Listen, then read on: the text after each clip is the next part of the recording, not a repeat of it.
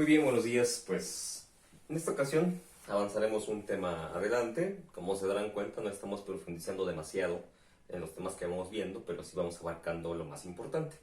Y vamos a retomar el tema de función que ya tocamos anteriormente de manera bastante superficial. Y ahora vamos a centrarnos en ciertas características de las funciones. Bueno, una función, actualmente tú ya podrás estar un poquito más familiarizado con ella, no solo por lo que vimos hace algunos meses, sino porque en las noticias actualmente pues se manejan de manera bastante recurrente funciones tanto exponenciales como funciones normales o tipo Gauss. Es esta una de las funciones tipo Gauss que nosotros vimos en la parte de estadística, y es una que se viene manejando mucho con respecto al número de casos de personas que se han contagiado. Y si no te acuerdas cómo se interpreta esto, pues es muy sencillo. ¿Qué te dice la gráfica solo viéndola ahí? Suponiendo que en el eje X esté el tiempo, es decir, el transcurrir de los días, y en el eje Y esté el número de casos confirmados de coronavirus, por ejemplo. Esta ecuación, bueno, esta función lo describe muy bien porque nos dice que a través del tiempo, cómo va fluctuando el número de casos. Es decir, al principio, pues el número de casos era cero. La enfermedad no había llegado a México. Y conforme fueron pasando los días, los contagios fueron creciendo, hasta hacerse muy grandes. Y se espera que aproximadamente en el pico, aquí, que según dice el subsecretario de Salud, por ahí del 10 de mayo, se encuentra el pico más alto, es decir, el número más alto de contagios de toda la pandemia en nuestro país. Entonces, empezó de cero, fue creciendo, muy grande, muy grande, llega a un máximo, y después, tanto por medidas de confinamiento, como por otras acciones que se han ido llevando a cabo, pues el número de contagios va a empezar a bajar, y aproximadamente, pues por ahí el 1 de junio, se espera que ya esté en caída esa clase de contagios, ¿no? Bueno, esto es muy importante porque una función te puede representar, como en este caso, el número de contagios a través del tiempo.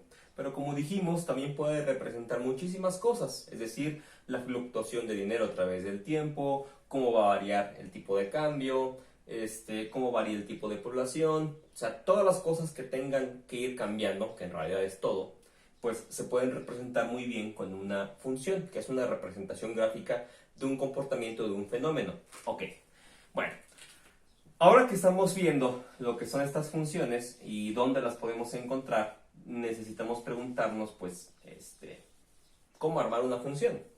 Es algo que ya se estaba haciendo. De hecho, las tareas anteriores se trataban de evaluar ciertas funciones especiales. Y si te das cuenta, lo que necesitamos para hacer un gráfico como este es una tabla. ¿Sí? Una tabla con dos conjuntos, el conjunto X y el conjunto Y. Si tú recuerdas, por lo regular el conjunto X está dado, tú lo escoges, valores de X. Aquí tengo poquitos, pero en realidad pues tiene que ser una tabla muy grande de valores de X.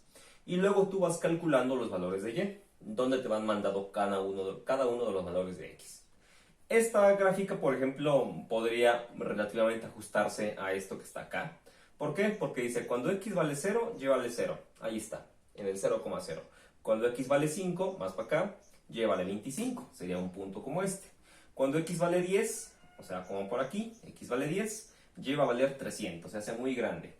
Y después, cuando X vale 20, ahí está, X20, Y va a valer 450. Ahí está, en un pico de Y muy grande.